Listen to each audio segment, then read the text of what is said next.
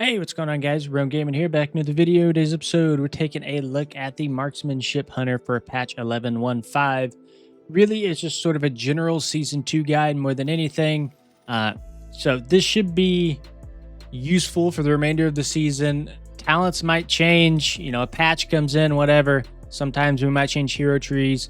So if you are watching this on like 11.17 or whatever, make sure you're going to Raider.io or Wowhead or something and make sure you're getting the most up-to-date talents. But currently, everything in this guide is up to date. One other small thing, you can see in the blue banner here that we do have a new Patreon. If you do want to check it out, absolutely no pressure at all. It's also very helpful, just like a like, comment, whatever, if you find useful information from this guide. Let's go ahead and jump into it. So, first things first, if you do want to follow on, there's a link in the description to take you right out to this website. Let's go ahead and jump into the pros and cons. So first thing you'll notice is that they are currently A tier. Now, if we go to Archon, it will say that they're a high B tier in the highest of keys. But if we go to 7 to 22, you can see that they are A tier. So if you are pushing extremely high, they might be fringe, low A, high B. But for most of the people watching this video, they're going to be A tier. We can also come down here and sort by DPS. And we can see that they're in about the number 10 spot, it looks like, in terms of just overall DPS. So Marksmanship is in a very good spot right now, and they're currently much better than both BM and Survival here at the very bottom. So going into some of the pros and cons, they are, in my opinion, the king of ranged bursts. If Rep Pally is the king of melee bursts, they're the king of ranged bursts. So they're extremely potent for probably 99.9% of groups. We also bring Lust to the group through Harrier's Cry. So this is fairly new to the Hunter spec because we now don't have to summon our pet and then dismiss it. It's just added as an ability for us, which is absolutely awesome. Point 2, I kind of skipped over. There's not much ramp associated. So something like a Demonology Warlock, right? They're going to have to ramp all their pets. Their setup windows are somewhere like 10 to 15 seconds, right? Because you got to get 6 imps out. You got to get the Demonic Tyrant, the Dread Stalkers, the Charhound. They all have cast times. Something like an MM Hunter is going to be able to send all their damage within like 3 to 5 seconds. So they're very strong on bosses that have say a 5 to 10 second window where they take 200% increased damage. First boss of Motherlode, first boss of Floodgate's another one. And you're going to see extremely high numbers on those bosses where you can kind of take advantage of those short windows. They're also very straightforward to play. They're very mobile. We have our steady shot that allows us to move and shoot at the same time. We have a ton of instant cast abilities like Explosive Shot. We have our Arcane Shot. We have our Multi-Shot. We have our Rapid Shot that we can cast on the move. So you just have a ton of mobility. So this will be a specialization that's a little bit easier to pick up than a lot of others. Now, that's not to say that it's easy to do good damage on, right? Like every DPS spec in the game, you're going to have to kind of hunker down and really understand how your cooldowns and everything works together. But you should be able to get into keys a little bit easier and quicker on something like Marksmanship. Now, we also have an immunity through our aspect of the turtle. This is really strong because a lot of DPS specs can't say that they have an immunity. And the fact that it's on a 3-minute cooldown basically means you get 10 free mistakes in the dungeon, which with a lot of other DPS specs, you don't have the immunity. If you make the wrong step, you're dead. Now, of course, right, you need to learn the dungeon. Don't get too reliant on aspect of the turtle, but it is there if you need it. Some of the cons, we don't offer much group utility, unfortunately. Now, we do bring our Lust, but we do not bring any sort of stat buff. We don't bring something like a Power Infusion. We don't bring a Fortitude. For the most part, you bring damage and Lust, and that's about it. And then the second point here, right, if you know, you know. I'll just leave it at that. Okay, going into our talents. If you press this link, this will take you out to the talent calculator here on Wowhead. So these are the talents that are currently being ran by most high-end Marksmanship Hunters. And just starting from the top down, right, we have 2 of our main spells. We have our Aim Shot, which is going to cost focus. It's going to have a cast time associated. This is going to be the bulk of your damage in a Mythic Plus dungeon. We also have our Rapid Fire on a 20-second cooldown. Now, let's just go ahead and get right into it. We have something called Trick Shots that we play around. So when Multi-Shot hits 3 or more targets, our next Aim Shot or Rapid Fire will ricochet up to 5 additional targets for 75% of their normal damage. So by default, these 2 do not do AoE damage, but if we add a Multi-Shot in front of them, we'll proc Trick Shots, then these become AoE abilities. That's very important to understand because that is core of playing Marksmanship Hunter, is how Trick Shots functions. Now we're also running Streamline as well. So this is kind of important because typically you want to put your rapid fire before your aim shots when we're running Streamline. So rapid fire's damage gets increased, and then our next aim shot has its focus cost and cast time reduced by 20%, stacks up to 2 times. Now something that's not in this guide is we build our focus with something called Steady Shot, and I don't believe it's in the talent tree. Yeah, Steady Shot is nowhere here in the talent tree, but these abilities cost focus, and we will build focus with our Steady Shot. Like we said earlier, Steady Shot can be cast while moving, so that's going to be kind of one of your main mobility spells. And when you run out of focus for rapid fire aim shot, right, you will go into Steady Shot to build that focus. Now, another thing that's very important is we're running Precise Shot. So this has some more synergy with these spells, right? Aim shots causes your next arcane shot or multi-shot to deal 100% more damage and costs 40% less focus.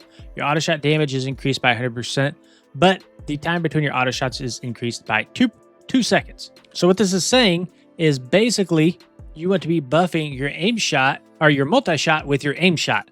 Or in single target scenarios, you'll be buffing your next arcane shot. So what you want to be doing is you want to be weaving aim shots in and out of your other spells. So something might be like a multi-shot into a rapid fire, into an aim shot, then into a multi-shot or an arcane shot. And there's kind of that triage that happens, right? You're never casting essentially 2 aim shots in a row. You're kind of weaving in and out these different spells. Now, another core spell that we're running is our Explosive Shot. So this is another way that we can proc the Streamline that we just talked about is through Explosive Shot. So when our aim shot damages any target affected by our Explosive Shot instantly explodes, dealing increased damage. So you can also go, right, rapid fire aim shot. You can also go Explosive Shot aim shot. So you have spells that buff your aim shot, and your aim shot can buff your arcane shot, as well as your multi-shot. So I hope you're kind of seeing a pattern here. Now our main cooldown is going to be True Shot here, and this is going to give you a whole bunch of critical strike chance. And the really strong part about this is going to reduce the cooldown of your aim shot and rapid fire by 60%. So we're getting a tighter window with those 2 spells. It's going to make it a very fast, quick burst to rotation, and this is what gives Marksmanship some of the insane bursts. Now, the problem with True Shot a little bit is you can kind of overcap on your aim shot, and it will happen because it's recharging so quick, and you get 2 charges of it, that it becomes almost impossible to spin them all. But just know that's kind of the mini game that you're playing during True Shot, is you're trying to not overcap essentially on aim shot. Now you can also see at the bottom of True Shot here, it says consuming Spotter's Mark reduces the cooldown of True Shot. So we can get a ton of CDR on our True Shot. It's not truly a 2-minute cooldown if we are consuming that Spotter's Mark. So what is Spotter's Mark? If we go right above here, that's going to be this. So damaging an enemy with abilities empowered by precise shots has a 30% chance to apply Spotter's Mark. So if you remember earlier, this is precise shots, which is an arcane shot or a multi-shot that comes after our aim shot. So if we are constantly weaving those in and out, we're going to apply something called Spotter's Mark, and that's going to cause our next aim shot to deal 20% increased damage to the target. So once we consume those Spotter's Marks, we get more CDR on True Shot. And this plays very similar if you're familiar with a spec like Windwalker Monk. You're trying to make sure that you're not casting the same ability twice in a row. But there's a little bit more of an order to something like Marksmanship than something like Windwalker. Like it matters a little bit more what your next spell is. Now we can also get longer duration on our True Shot as well.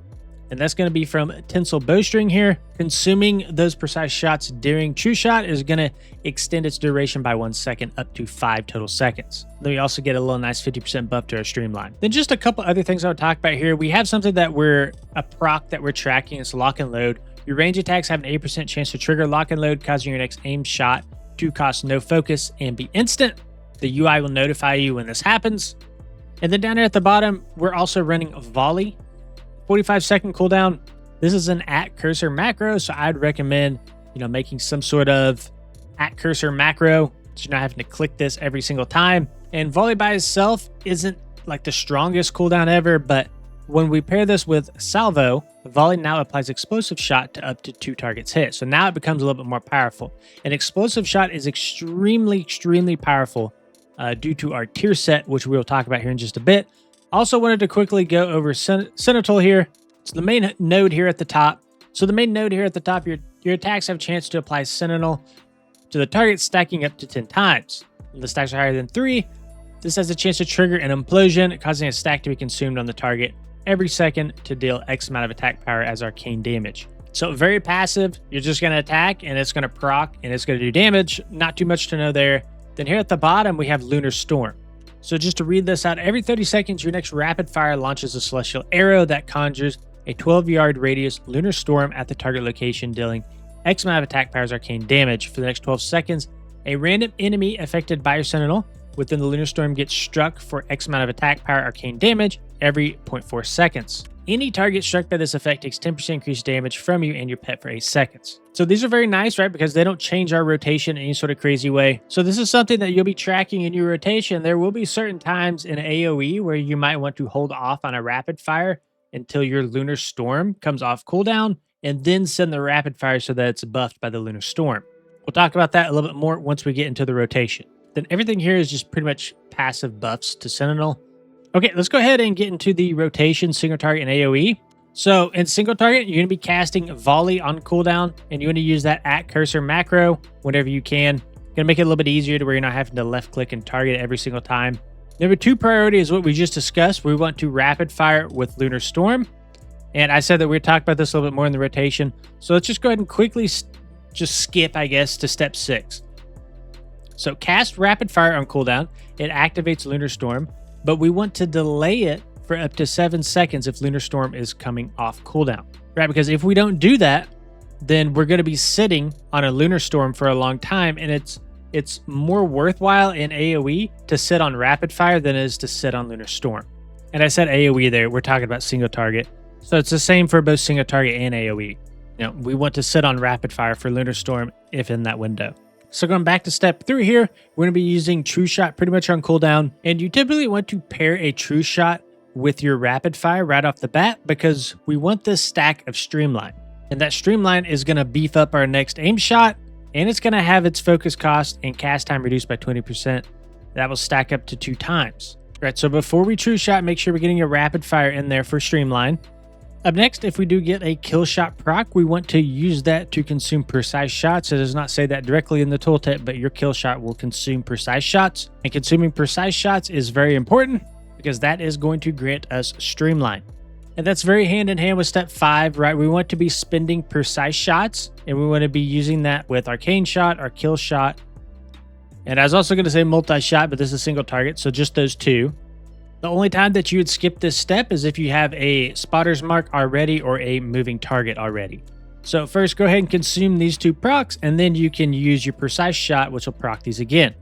Step 6, we already talked about. Step 7 is going to be our explosive shot, and this is going to be high priority when you have a lock and load. So this comes from our tier set, and when you have this lock and load proc, basically explosive shot is going to do like a chain reaction and explode for 300% more damage. So it's very worth it to hold on to explosive shot for lock and load.